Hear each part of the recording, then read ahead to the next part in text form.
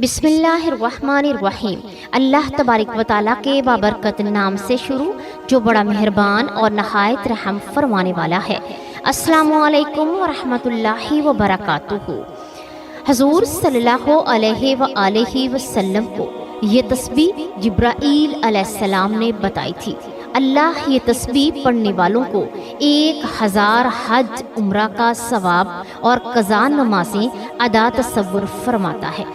تسبیح پہاڑ کو ریزہ ریزہ کر دے، پانی کو روک دے، آگ کو بجھا دے اور گناہگاروں کے گناہوں کو مٹا دے گی۔ پیارے ناظرین، ایک عظیم راز حضرت جبرائیل علیہ السلام کی بتائی ہوئی وہ خاص دعا رات کا پچھلا پہر تھا۔ مدینہ کی فضاؤں میں سکون اور خاموشی کا راج تھا۔ آسمان پر چمکتے ستارے گواہ تھے کہ آج کچھ غیر معمولی ہونے والا ہے۔ نبی کریم صلی اللہ علیہ وآلہ وسلم نے اپنی چادر رحمت میں لپٹے عبادت میں مصروف تھے کہ اچانک جبرائیل علیہ السلام نازل ہوئے۔ نور کی روشنی پھیل گئی، ہوائیں مہک اٹھی اور فرشتے ادب سے جھک گئے۔ حضرت جبرائیل علیہ السلام نے کہا، اے محمد صلی اللہ علیہ وآلہ وسلم، میں ایک ایسا راز لے کر آیا ہوں جو قیامت کے دن بندے کو ایسا مقام عطا کرے گا کہ لوگ حیرت میں پڑ جائیں گے۔ اس کے چہرے سے نور پھوٹے گا جسے 14ویں کا چاند چمکتا ہے۔ سب کہیں گے یہ کون ہے؟ کوئی نبی ہے یا کوئی ولی ہے یا کوئی مقرب فرشتہ ہے؟ تب ایک فرشتہ پکارے گا، نہیں، یہ وہ خوش نصیب ہے جس نے زندگی میں ایک مرتبہ یہ کلمات پڑھے تھے جو بھی میں آج آپ کو سکھانے آیا ہوں، اور پھر یہ بندہ بغیر کسی حساب و کتاب کے جنت میں داخل ہوگا۔ پل صراط پر سے بجلی کی مانند گزر جائے گا جیسے کہ وہ کبھی گناہگار تھا ہی نہیں۔ اگر اس کے گناہ سمندر کی جھاگ اور درختوں کے پتوں اور بارش کے قطروں سے بھی زیادہ ہوں گے تو اللہ تبارک و تعالیٰ پھر بھی اسے معاف فرما دے گا۔ سبحان اللہ، اس سے 1000 مقبول حج عمرے کا ثواب بھی ملے گا۔ اگر یہ کلمات آگ پر پڑے جائیں گے تو وہ آگ بھی فوراً بجھ جائے گی، پہاڑ پر پڑے جائیں گے تو وہ ریزہ ریزہ ہو جائے گا۔ اگر کوئی پیاسا ہوگا یہ دعا پڑے گا تو وہ فوراً سیراب ہو جائے گا، اور اگر کوئی بھوکا اس کو پڑھے گا، یہ دعا پڑھ لے گا تو رزق کا دروازہ اس پر کھل جائے گا۔ اگر کوئی حافظ قرآن نہ بن سکے تو ان کلمات کے ذریعے اس کے حافظے میں قرآن سما جائے گا، اور وہ مبارک کلمات یہ ہیں کہ پیارے ناظرین، حضرت ابوبکر صدیق رضی اللہ تعالیٰ عنہ ارشاد فرماتے ہیں کہ میں نے یہ کلمات رات میں اور دن میں پڑھے، مجھے وہ شرف نصیب ہوا جو دنیا کی سب سے بڑی دولت ہے بڑھ کر تھا، اور مجھے خواب میں سرکار مدینہ صلی اللہ علیہ وآلہ وسلم کی زیارت کا شرف بھی حاصل ہوا۔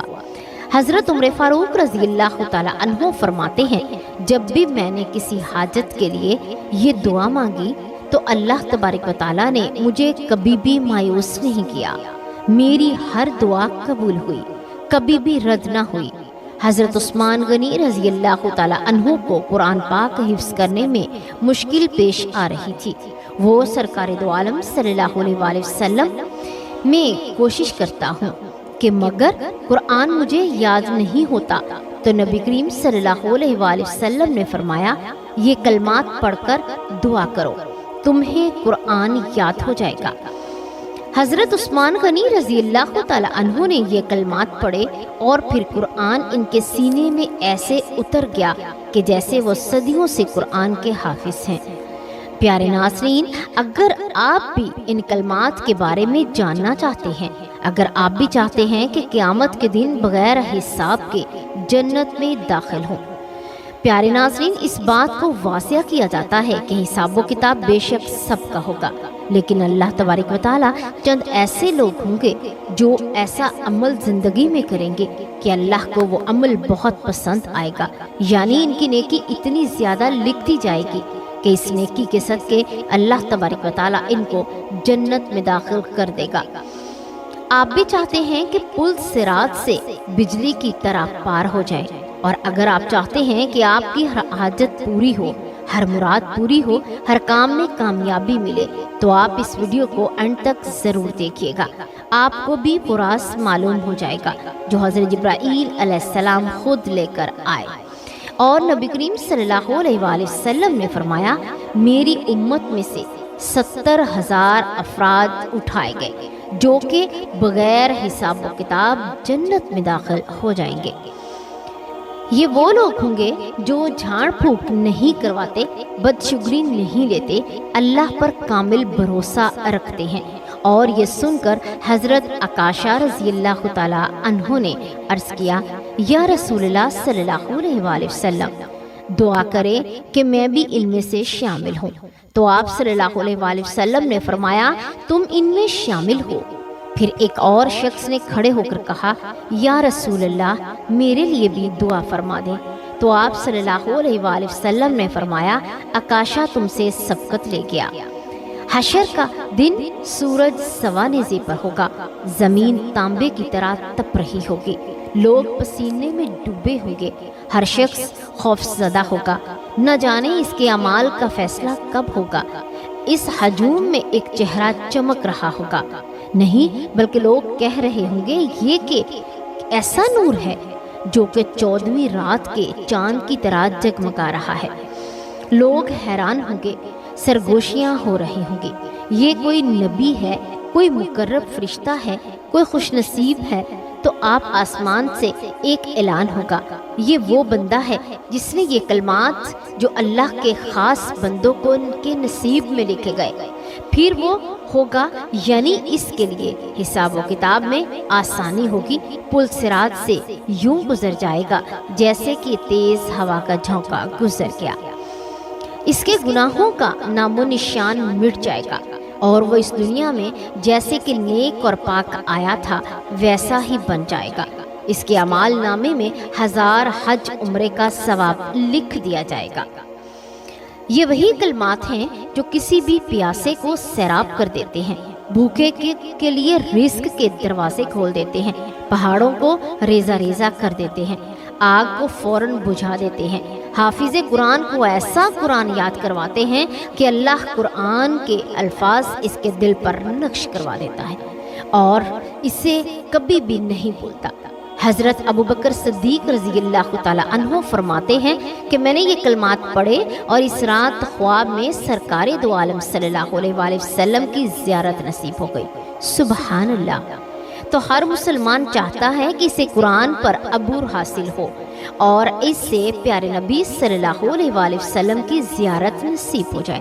ہر مسلمان چاہتا ہے کہ وہ پیارے نبی کا دیدار کرے، یہاں تک کہ وہ لوگ جو حج اور عمرہ ادا نہیں کر سکتے، یعنی ان میں اتنی استطاعت نہیں کہ اللہ تبارک و تعالیٰ سے روتے ہیں، گڑ گڑا کر دعا مانگتے ہیں، اللہ ہمارے پاس کوئی وسیلہ نہیں، ہم جا کر تیرا در نہیں دیکھ سکتے، نبی کا گھر نہیں دیکھ سکتے، تو پیارے اللہ تو ہمیں خواب میں ہی دکھا دے، ہمیں اللہ کا گھر خواب میں دکھا دے، ہمیں پیارے نبی کا گھر دکھا دے، در دکھا دے، پیارے نبی کو ہمارے خواب میں دکھا دے، آپ صلی اللہ علیہ وآلہ وسلم کی دید کروا دے۔ حضرت علی رضی اللہ تعالیٰ عنہ فرماتے ہیں، جب میں تلوار کو تھامتا تو میرا دل اللہ کے نور سے روشن ہو جاتا، تب میں یہ کلمات پڑھتا جو زمین اور آسمان کے درمیان پل باندھ دیتے ہیں، اور پھر میری تلوار روشنی کی مانند لمبی ہو کر دشمن کے سینے پر اتر جاتی، میں جہاں چاہتا میرا وار وہیں جاتا، پہاڑ میرے سامنے موم کی طرح بن جاتے، میری تلوار صرف فولاد کی نہیں تھی بلکہ اس میں اللہ کے حکم کی بجلی دوڑتی تھی، دشمن میرا نام سنتے ہی لرزا جاتے، میدان جنگ میں میری ضربوں سے گونج اٹھتا تھا اور میں دیکھتا کہ فتح میرے قدموں میں آ گری۔ اللہ نے مجھے وہ ہاتھ عطا کیے تھے جو کہ ظلم کا بوجھ کاٹ دیتے، اور وہ ہاتھ دیے تھے جو حق کا جھنڈا بلند کرتے، اور نظر دی جو آنے والی وقت کی چالوں کو بھانپ لے۔ مجھے جنگوں میں کامیابی میری طاقت سے نہیں بلکہ اس کامل یقین سمری سے ملی ہے کہ میں حق پر تھا اور حق کی ہی حمایت میں میرا ہر بار بجلی کی کڑک اور ہر قدم شیر کی گرج تھا۔ یہ وہ خزانہ ہے جسے جبرائیل امین علیہ السلام لے کر آئے۔ یہ وہ راز ہے جو قیامت میں نجات کا ذریعہ بن جائے گا۔ یہ ایک حیران کن منظر ہے۔ ایک مرتبہ صحابہ کرام رضی اللہ تعالی عنہ نبی کریم صلی اللہ علیہ وسلم کے گرد بیٹھے ہوئے تھے۔ اچانک ایک اجنبی شخص مسجد میں داخل ہوا۔ اس کے کپڑے نہایت ہی سفید، بال کالے اور سفر کے کوئی آثار نظر نہ آتے تھے۔ کسی نے اسے پہلے نہیں دیکھا۔ پھر وہ نبی کریم صلی اللہ علیہ وسلم کے قریب آیا، بالکل سامنے بیٹھ کر گھٹنوں سے گھٹنے ملا دیے اور ہاتھ اپنی زانوں پر رکھ دیے۔ اس نے کہا، محمد مصطفیٰ صلی اللہ علیہ وسلم مجھے اسلام کے بارے میں بتائیں۔ تو رسول اللہ صلی اللہ علیہ وسلم نے فرمایا، اسلام یہ ہے کہ تم گواہی دو کہ اللہ کے سوا کوئی معبود نہیں اور محمد صلی اللہ علیہ وسلم اللہ کے رسول ہیں۔ نماز قائم کرو، زکوٰۃ ادا، رمضان کے روزے رکھو اور استطاعت ہو تو حج کرو۔ اجنبی نے کہا، آپ نے سچ فرمایا۔ وہ حیران تھے، یہ شخص سوال بھی کر رہا ہے اور خود ہی جواب کی تصدیق بھی کر رہا ہے۔ پھر اس نے پوچھا، مجھے ایمان کے بارے میں بتائیں۔ تو آپ صلی اللہ علیہ وسلم نے فرمایا، ایمان یہ ہے کہ تم اللہ اور اس کے فرشتوں اور اس کی کتابوں اور اس کے رسولوں، قیامت کے دن اور تقدیر پر ایمان رکھو، چاہے وہ اچھی ہو یا بری۔ اس شخص نے وہی کہا کہ آپ نے سچ فرمایا۔ پھر اس نے پوچھا، مجھے احسان کے بارے میں بتائیں۔ تو رسول اللہ صلی اللہ علیہ وسلم نے فرمایا، احسان یہ ہے کہ تم اللہ کی عبادت کرو جیسا کہ تم اسے دیکھ رہے ہو، اور اگر یہ نہ ہو تو کم از کم یہ یقین رکھو کہ وہ تمہیں دیکھ رہا ہے۔ پھر اس اجنبی نے قیامت کی نشانیاں پوچھنی اور کچھ نشانیوں کا ذکر کر کے بعد میں وہ چلا گیا۔ حضرت محمد صلی اللہ علیہ وسلم نے صحابہ سے پوچھا، جانتے ہو یہ کون تھا؟ صحابہ نے کہا، اللہ اور اس کا رسول ہی بہتر جانتے ہیں۔ آپ صلی اللہ علیہ وسلم نے فرمایا، یہ جبرائیل امین علیہ السلام تھے جو تمہیں تمہارا دین سکھانے آئے تھے۔ نبی کریم صلی اللہ علیہ وسلم نے فرمایا، قیامت سے پہلے دجال ظاہر ہوگا جو دنیا کا سب سے بڑا فتنہ ہوگا۔ وہ ایک آنکھ سے کانا ہوگا، اس کی دوسری آنکھیں اوپر کی طرف ابری ہوگی اور وہ لوگوں کو جنت اور جہنم دکھائے گا، لیکن اس کی جنت اصل میں جہنم ہوگی اور اس کی جہنم اصل میں جنت ہوگی۔ صحابہ حیران ہو کر سن رہے تھے۔ آپ صلی اللہ علیہ وسلم نے مزید فرما دیا، وہ زمین میں 40 دن تک رہے گا، لیکن وہ دن اس طرح ہوں گے کہ پہلا دن 1 سال کے برابر، دوسرا دن 1 مہینے کے برابر، تیسرا دن 1 ہفتے کے برابر اور باقی دن عام دن جیسے ہوں گے۔ صحابہ نے فوراً پوچھا، یا رسول اللہ صلی اللہ علیہ وسلم، جو دن 1 سال کے برابر ہوگا اس میں ہم صرف 5 نمازیں پڑھیں گے؟ تو آپ صلی اللہ علیہ وسلم نے فرمایا کہ نہیں، بلکہ وقت کا حساب کر کے نماز ادا کرنا ہوگی۔ پھر آپ صلی اللہ علیہ وسلم نے فرمایا، دجال پوری زمین پر تیزی سے سفر کرے گا جیسے بادلوں کو ہوا اڑاتی ہے۔ وہ مدینہ اور مکہ میں داخل نہیں ہو سکے گا کیونکہ وہاں فرشتے اس کی حفاظت کریں گے۔ پھر نبی کریم صلی اللہ علیہ وسلم نے دجال کے قتل کی خبر بھی سنا دی۔ آپ صلی اللہ علیہ وسلم نے فرمایا، حضرت عیسیٰ ابن مریم علیہ السلام دمشق کے مشرق میں سفید مینار پر اتریں گے، ان کے ہاتھوں میں نیزہ ہوگا۔ وہ درج اسرائیل کے قریب ایک جگہ میں قتل کریں گے۔ ایک رات جب مکہ خاموش تھا، رسول اللہ صلی اللہ علیہ وسلم پر وحی کا نزول ہوا تو محمد صلی اللہ علیہ وسلم کو آسمانی سفر پر لے جایا گیا۔ حضرت جبرائیل علیہ السلام آپ کو بیت المقدس سے مسجد الاقصی تک لے گئے، جہاں تمام انبیاء نے آپ کے پیچھے نماز ادا کی۔ پھر آپ کا سفر آسمان کی طرف ہوا، پھر آسمان پر حضرت آدم علیہ السلام سے ملاقات ہوئی، دوسرے آسمان پر حضرت یحییٰ علیہ السلام اور حضرت عیسیٰ، تیسرے آسمان پر حضرت یوسف، چوتھے آسمان پر حضرت ادریس، پانچویں آسمان پر حضرت ہارون اور چھٹے آسمان پر حضرت موسیٰ، ساتویں آسمان پر حضرت ابراہیم علیہ السلام سے ملاقات ہوئی جو بیت المعمور کے ساتھ ٹیک لگائے بیٹھے تھے۔ پھر آپ صلی اللہ علیہ وآلہ وسلم کو سدرۃ المنتہا تک لے جایا گیا جہاں جبرائیل علیہ السلام رک گئے اور کہا، اے محمد صلی اللہ علیہ وآلہ وسلم، اس سے آگے جانے کی مجھے اجازت نہیں، یہاں سے آپ کو اکیلے جانا ہوگا۔ اور پھر اللہ رب العزت سے ملاقات ہوئی جہاں 50 نمازوں کا حکم ہوا جو بعد میں 5 کر دی گئیں، لیکن ان کا اجر 50 ہی کا رکھا گیا۔ جب نبی کریم صلی اللہ علیہ وآلہ وسلم واپس آئے تو کفار نے مذاق اڑایا، لیکن ابو بکر صدیق رضی اللہ تعالیٰ عنہ نے کہا، اگر محمد صلی اللہ علیہ وآلہ وسلم نے کہا ہے تو یہ سچ ہے، میں اس کی تصدیق کرتا ہوں۔ پیارے ناظرین، حدیث قدسی ہے کہ نبی اکرم صلی اللہ علیہ وآلہ وسلم نے فرمایا، اللہ تبارک و تعالیٰ فرماتا ہے، اے میرے بندو، میں نے اپنے اوپر ظلم کو حرام کیا اور تمہارے درمیان بھی ظلم کو حرام قرار دیا، پس تم ایک دوسرے پر ظلم نہ کرو۔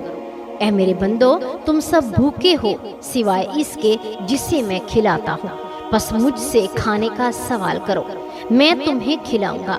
اے میرے بندو، تم سب ننگے ہو سوائے اس کے کہ جسے میں پہناتا ہوں، پس مجھ سے لباس مانگو، میں تمہیں پہناؤں گا۔ اے میرے بندو، تم سب گمراہ ہو سوائے اس کے کہ جسے میں نے ہدایت دی، پس مجھ سے ہدایت طلب کرو، میں تمہیں ہدایت دوں گا۔ اے میرے بندو، اگر تم سب کے سب چرند پرند اور جن و انس ایک میدان میں کھڑے ہو کر مجھ سے مانگے اور میں سب کو عطا کروں گا تو میرے خزانوں میں اتنی بھی کمی نہ ہوگی جتنا کہ سمندر میں سوئی ڈبونے سے پانی کم ہوتا ہے۔ پیارے ناظرین، نبی کریم صلی اللہ علیہ وآلہ وسلم نے فرمایا، کیا تم جانتے ہو کہ مفلس کون ہے؟ صحابہ نے عرض کیا کہ ہم بھی مفلس ہیں، جس کے پاس نہ درہم نہ مال۔ حضرت محمد صلی اللہ علیہ وآلہ وسلم نے فرمایا کہ میری امت کا مفلس وہ شخص ہے جو قیامت کے دن نماز، روزہ، زکوٰۃ لے کر آئے گا، لیکن اس نے کسی کو گالی دی ہوگی، کسی پر تہمت لگائی ہوگی، کسی کا مال کھایا ہوگا اور کسی کا خون بہایا ہوگا، کسی کو مارا ہوگا۔ ہمیں بس اس کی نیکیاں ان لوگوں میں بانٹی جائیں گی۔ اگر اس کی نیکیاں ختم ہو گئی اور حقوق باقی رہے تو ان لوگوں کے گناہ اس میں ڈال دیے جائیں گے اور پھر اسے جہنم میں ڈال دیا جائے گا۔ نبی کریم صلی اللہ علیہ وآلہ وسلم نے فرمایا، بنی اسرائیل میں 3 شخص تھے، ایک کوڑی، دوسرا گنجا اور تیسرا نابینا۔ اللہ تعالیٰ نے انہیں آزمانا چاہا، بس ان کے پاس ایک فرشتہ آیا۔ سب سے پہلے کوڑی کے پاس آیا، پوچھا تمہیں کیا چیز سب سے زیادہ پسند ہے؟ تو اس نے جواب دیا، مجھے اچھا رنگ اور اچھی جلد تاکہ لوگ مجھ سے نفرت نہ کریں۔ فرشتے نے اس پر ہاتھ پھیرا اور وہ خوبصورت ہو گیا۔ پھر پوچھا تمہیں کون سا مال پسند ہے؟ اس نے کہا اونٹ، بس اسے حاملہ اونٹنی دے دی گئی۔ پھر گنجے کے پاس آیا اور پوچھا تمہیں کیا پسند ہے؟ اس نے کہا اچھے بال تاکہ لوگ مجھ سے نفرت نہ کریں۔ فرشتے نے اس پر ہاتھ پھیرا تو وہ خوبصورت ہو گیا اور پھر پوچھا تمہیں کون سا مال پسند ہے؟ اس نے کہا گائے، پھر اسے حاملہ گائے دے دی گئی۔ پھر نبینا کے پاس آیا اور پوچھا تمہیں کیا پسند ہے؟ اس نے کہا کہ اللہ مجھے بینائی عطا کر دے تاکہ میں لوگوں کو دیکھ سکوں۔ فرشتے نے اس پر ہاتھ پھیرا تو وہ نابینا ٹھیک ہو گیا، یعنی اسے نظر آنے لگا۔ پھر پوچھا تمہیں کون سا مال پسند ہے؟ اس نے کہا بکری، پس اسے حاملہ بکری دے دی گئی۔ یہ سب جانور بڑھتے گئے یہاں تک کہ ان کے پاس وادیاں بھر گئیں۔ پھر فرشتہ کوڑی کے پاس آیا اسی پرانی حالت میں اور کہا مجھے کچھ دو، میں محتاج ہوں۔ اس نے کہا یہ سب میرا آبائی مال ہے۔ فرشتے نے کہا اگر تم جھوٹے ہو تو اللہ تمہیں پہلے جیسا کر دے۔ پھر گنجے کے پاس آیا، اس نے پھر انکار کیا تو دعا دی کہ اللہ تجھے پہلے جیسا کر دے۔ پھر نابینا کے پاس آیا تو کہا کہ میں مسکین ہوں، مسافر ہوں، مجھے کچھ دے دو۔ اس نے کہا یہ سب مال اللہ کا دیا ہوا ہے، جتنا چاہے لے لو۔ فرشتے نے کہا اپنا مال اپنے پاس رکھو، یہ محض ایک آزمائش تھی، اللہ تجھ سے راضی ہو گیا اور تیرے ساتھیوں سے ناراض ہو گیا۔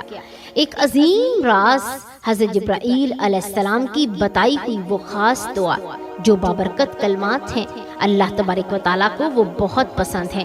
پیارے ناظرین، وہ کلمات ہیں لا الہ الا اللہ وحدہ لا شریک لہ لہ الملک ولہ الحمد وہو علی کل شیء قدیر۔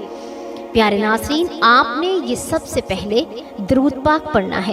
اگر کوئی بھی آپ دعا مانگیں گے، کوئی بھی اللہ تبارک و تعالیٰ سے اپنی مراد پوری کروانا چاہتے ہیں تو آپ سب سے پہلے درود پاک پڑھیں، درود ابراہیمی کا نذرانہ پیش کیجیے۔ اس کے بعد آپ اپنے اذکار والی جو بھی کوئی آیات، جو بھی کوئی کلمات ہیں، آپ انہیں پڑھ لیں۔